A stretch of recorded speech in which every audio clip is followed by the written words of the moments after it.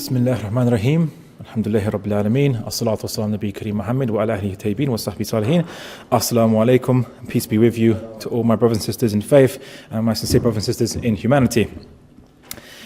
Today's lecture is a very interesting question. Is Sharia inhumane? I suppose we hear this question asked a lot because various media pundits, various politicians, and perhaps even various academics might raise this issue, portraying any particular way of life which is not necessarily the same as the way of life obviously in this country or other countries, and they say that if it's not following our particular way of life, is it as humane as us, is it as humane as our values that we follow? But I would like to put all those assumptions and all those questions to the test and to see what do we mean by inhumane, and is the Sharia inhumane? Now, the Oxford English Dictionary defines its inhumanity or in being inhumane as without compassion for the misery or suffering of something, and of course, or being cruel to something. It also defines compassion as being, having sympathetic pity or concern for the sufferings or misfortunes of others. So is the Sharia without compassion? Does it lack pity for the suffering of humans and the misfortunes that befall them? Well, before we discuss the laws of Sharia, let us first understand the subject of the Sharia, which is humans. Now, currently in the world today, there are a number of viewpoints on humans, and some of these viewpoints have a political program, like communism and liberalism and so on. Now, taking the example of liberalism, which is the prevailing ideology in the Western world today, it considers itself the benchmark of humane values. So things which are not liberal are called inhumane. And this is why we have this topic today. Now, let's investigate the benchmark. Let's investigate the criteria for liberalism, or sometimes it's euphemistically called freedom.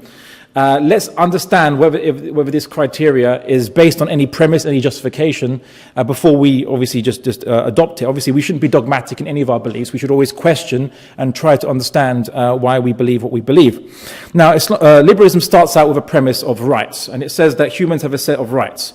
But it doesn't explain where these rights came from and how these rights are mystically assigned to humans. They don't have a justification for these rights. And let me explain. If you are on a desert island with natural predators like wolves and tigers and lions and whatever, and would these animals respect your rights to life, your rights to happiness, and so on and so forth? Does the universe respect the rights of living creatures? According to obviously the theory of evolution, does evolution respect the rights of creatures throughout history? I mean, anyone who studies paleontology would probably see that there are many species that were extinct. Where was their rights to life and so on? And what about our rights? Does the universe respect our rights? Well, obviously not. The universe doesn't respect our rights. Where are our rights coming from? A materialistic worldview can't explain why humans should have rights or why we do have rights. Very interestingly, the philosopher Charles Taylor, who's written a lot about secularism, a lot about liberalism, he said that he finds it the very idea of starting an argument whose foundation was the rights of the individual is strange and puzzling, he says.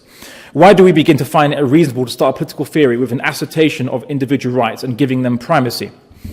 Now, if being a human entitled you to full rights, so just being a human entitles you to your full rights, then why do they punish criminals? I mean, criminals are still human. They haven't stopped being human. They're still human beings. Of course, we know, and the response is that, they're getting what they deserve. They have committed a crime and they've forgone their rights. But they haven't forgone being human. They're still human as a creature is human. So they are still human. But they're not treated according to their full rights. You deny them freedom, you put them in cages, you lock them up, and all the various restrictions, they can't get married. Sometimes you might have conjugal visits in some liberal countries, or liberal countries don't allow conjugal visits. So, and certainly they can't pursue, if they don't have a wife, they can't pursue a girlfriend or a wife or a husband or boyfriend in the prison. So are these criminals no longer deserving of human rights because they're no longer human? Well, obviously they're still human, but somehow, obviously, even the liberal has to pragmatically say that, well, they've no longer deserved to be given these rights. So then who decides who deserves to be given rights? What is the criteria for being deserving of human rights if it's not just being a human? Now, Islam views human beings differently. It starts on the premise of man's purpose. So we are not just pieces of matter in the universe. We actually are intended existing pieces of matter. We are intended to exist. There is a purpose behind us.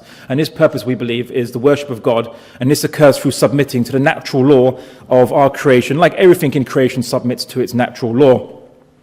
And human beings begin with duties. And because it's only through the existence of duties that rights come into existence. So, for example, if your life was threatened by, let's say, a bear, and I had a weapon to defend you, it is because of the duty I have to you that your right to life is protected. Without that duty, you'd be attacked and mauled by the bear. Just a silly example, but it gives the point that duties are what happens first, and then you have your rights. And what the Quran says in Surah Nisa, it says, "O mankind, remain conscious of the duty to your Lord, who created you from a single soul, and of like nature created its mate, and from the pair of them created and spread many men and women." So it says, "O mankind, remain conscious of the duty to your Lord." Now, rights aside, liberalism posits a very strange and irrational conception for human purpose. It starts by ignoring any higher purpose or mechanism that brought humans into existence and merely focuses on a very superficial explanation for our existence. So the purpose of human life, it says, is basically to seek sensual gratification or some kind of gratification determined by the human themselves. But the problem with this is that our physiologies and instincts beg to differ. You see, we don't live for pleasure. Rather, the pleasure and pain mechanisms inside your body, inside your brain rather, exist to propel you to do things. So it is the ends. Pleasure is not the end result, it's the means to an end, pleasure and pain. These are mechanisms inside you to propel you to do action. Pleasure is not the end result of what you're trying to achieve. And we see that our brain rewards us for achieving goals related to survival and reproduction by releasing chemicals that are pleasurable. But our brain does not release these chemicals for us doing nothing or just existing. In essence, our body is pushing us to do things for a higher goal than just enjoying the ride. And as a friend of mine put it, we eat to live, not live to eat.